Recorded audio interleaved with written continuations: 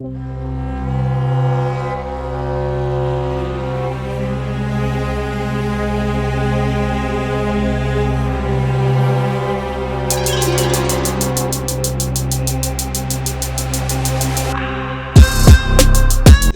a nylon cable clamp, one of these, whatever size.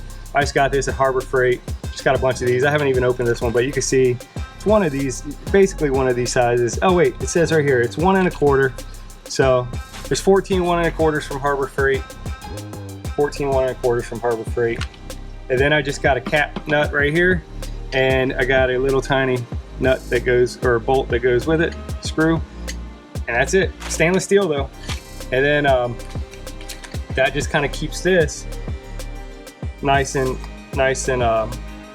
keeps the line in the right spot. Keeps the line guided so it doesn't get up on the mounting nut right here and rubbing too much. So you see that right there. No matter what, it's not going to rub it. And that's what I didn't want it to have, that friction on that nut right there, that bolt. I didn't want to have that friction on this bolt right here because it might wear it through. So just use that. You could actually put, you know, 2 of them if you want to put another one here, because you don't need to come all the way this far back. If you wanted to have 2 even, you could. So it kept it off even further. You don't need to come all the way this far back, most likely, depending on how you set your line up. So you could have another guide. I'm trying to limit the amount of hardware that's on the Yak as much as I can, because all the stuff starts to add up in weight. But more so, anything, you know, metal, stainless steel or not, over time it can corrode. And that's, you know, the whole purpose of this video is how can I fix this, improve, but also prevent corrosion. All right,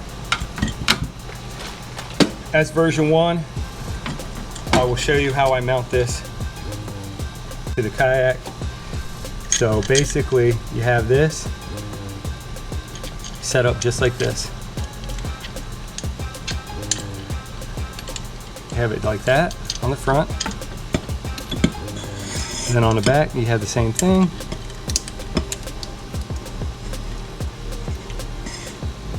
See, I want y'all to be able to see this real good. There we go. So I think, yeah, you can see all that. Okay, so you just have the 1/4-20 bolt here. Put your neoprene rubber towards the Kayak, let it dampen. It's softer, it won't mess up the finish or anything like that. You have that on both sides. You have your foot controls, right? Make sure that they roll, that they're not too loose, they're not too tight. If they're too loose, what happens is that's when you start to or if it's too loose, what happens is when you're actually using it and the motor's on like 60% or higher, 50% or higher, because it has a crap ton of torque, that's when it'll start to flex and you'll start to, you know, rub. Put your stopper wherever you want. I don't even use a stopper anymore. You can use it if you want. I haven't found the need. I found that once you get moving, that the motor wants to stay true ahead. So the foot controls I put them in their spot where I'm straight, and I just kind of go. I mean, I've stood up and everything, and it's not been an issue. This is Spectra line. It's not the Spectra line that came with the original foot controls. It's some that I bought off of. I don't know where I bought it, but I bought it somewhere. So get some if you need extra. I don't know where though. You can get it anywhere probably. Might have been from, hold on.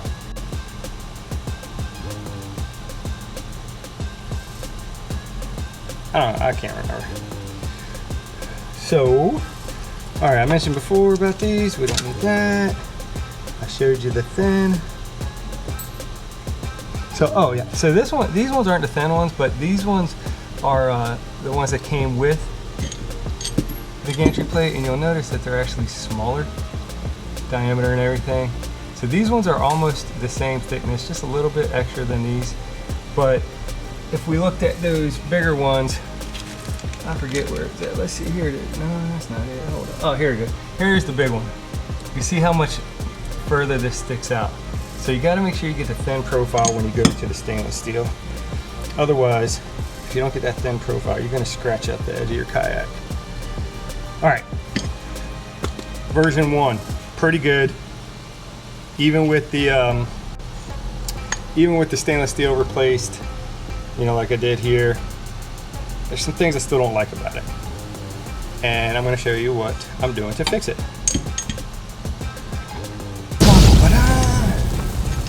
I don't know if I got sound effects, I'll do some sound effects instead. All right, here's version 2. This is prototype. I haven't actually tried it yet. I'm going to be trying it soon. So this is actually for my right side, so this is the way it goes. This is prototype 2.0. I even got some cooler pegs, they're green. Maybe I'll match my Yak, I don't know. But it's a little bit different. You see that this one's on top, this one's in the center. Like I said, I didn't like it that it could rub. I didn't like the way the pressure went. So what I'm trying to do is a different type of setup. This one's on top. So when I'm pressing, putting the pressure on the top instead of the center. We're gonna see how that works. And I've also got 2 different size bearings. They're at an angle, and I'm hoping that that allows for a little bit more pressure to be able to stay on the rail, not flex, not rub. And I've already went ahead and put all the stainless steel parts. And let me show you how I built this, how it comes. It comes like this. It's a 2040 gantry plate, and it comes with these bigger bearings. And it comes with this big gantry plate. This will not fit on your 2020 as it is. I had to drill some holes. I had to drill some holes in here in this slot. You see this slot right here? I had to actually drill a hole right about, you see the slot right here? I had to drill a hole about right here and about right here. And if you notice, that's about where it's at. Hold on. Let's get this on there. So as you can see, I had to drill a hole about right here, right here. I just used a rough cutter for now. I didn't try to make this pretty because it's a prototype. I just want to see if it's going to work. And I have 2 of the big bearings that come with this gantry plate. Obviously it's aluminum again, comes with the non-stainless steel parts. I went ahead and replaced all that. These bearings, they've been greased up a little bit, and I made it a little tighter so that way when I push on it, it won't slide off. But so I have the fatter, bigger bearings on the top and the smaller bearings on the bottom. And the reason I have that is because on the Kayak, these won't fit on the bottom because the way the catch board, where the catch board is. These won't fit on the bottom because where the catch board is, it actually will hit. So I took 2 of the smaller ones, and then I got the 2 bigger ones, and now it works pretty well. I think we're gonna find out tomorrow morning. I'm going out with it, and I will provide an update status to that. And yeah, so this is the prototype part 2. You build it the same way, you just have to cut off part of it, and then I use my Dremel to kind of make it so it's not so jaggedy so I don't hurt myself. And again, I have to cut this off because of the way the catch board, you know, mold is. If you don't do that, it's gonna rub on there, and you don't want that. You might, you know, rub a hole into your Yak or whatever. But I still got the same 1/4 inch line guide, same button, same 2020 rail, extruded aluminum rail. So now it's just gonna be this one versus this one. We're gonna see which one's gonna work better. I don't know yet, but we're gonna try it on the top. If it doesn't work out so well, we're gonna put this on the bottom and then see how that works. But I like the thought of it not being in the center and having a chance to rub in here and grind. And also, I just like these bigger bearings. I like them a little wider. So you see it's a lot wider. It gives a little more, it's wider, so I think that the pressure is going to be more evenly dispersed. So I don't think it's going to be quite as hard to push them forward and back. Because this one will get, you know, when that thing's under torque, it's still got some pressure to it. It's not an easy move. So we're going to go ahead and see if that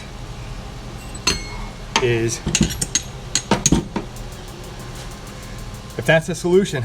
So again, let's recap what I didn't like. I didn't like the non-stainless steel parts. Being a saltwater fisherman, obviously corrosion's a big deal, but for you freshwater fishermen, it's a big deal too, especially if you leave your yak outside under a tarp, or if you leave it in a shed where it's not climate controlled, garage, etc.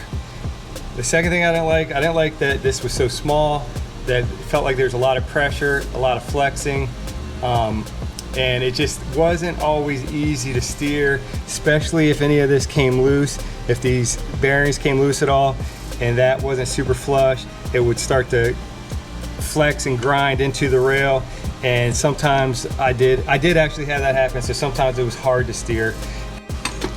I didn't like that it rusted so easy. Oh yeah, it's the spacers, or the stoppers. Again, non-stainless steel stoppers, they suck. They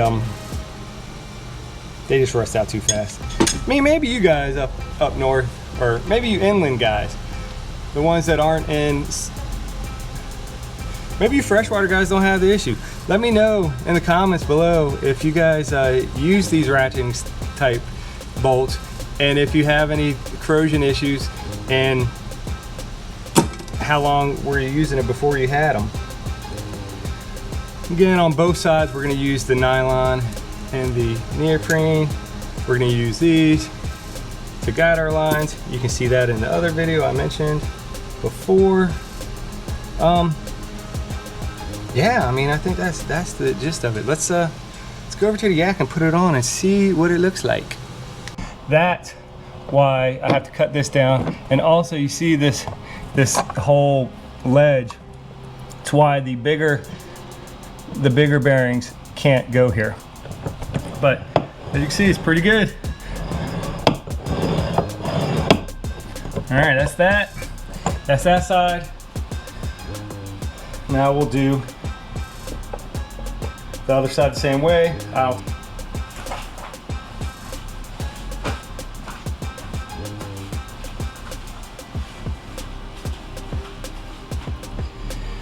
All right, we're gonna put the other side on the same way we put the first part on. As soon as I get the nuts. Damn it.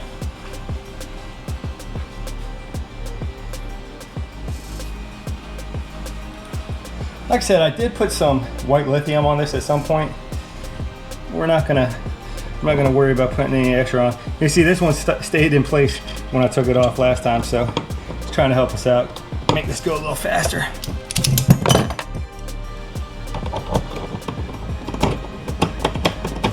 There you go. Got that threaded in nice. And just over here. Woo! That's done.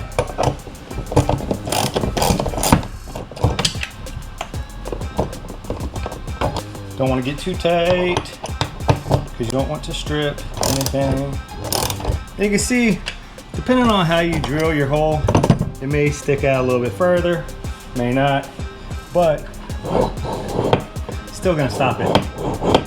I'm going out in the morning, super early, so I don't want to have to mess with that. But yeah, that's it.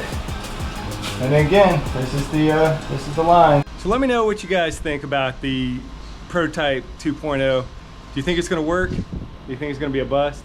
Is the original gonna be the better version? Or do you think I'm onto something and it might actually work?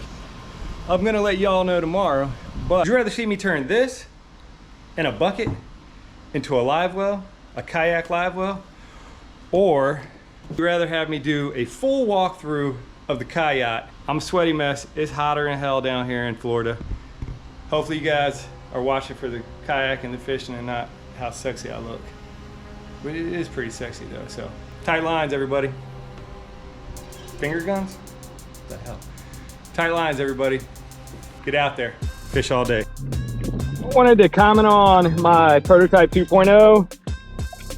As I mentioned yesterday, I would be doing well, as I mentioned in the video earlier, because I'm stitching these together, but I was going to do a comparison against version 1.0 and version 2.0.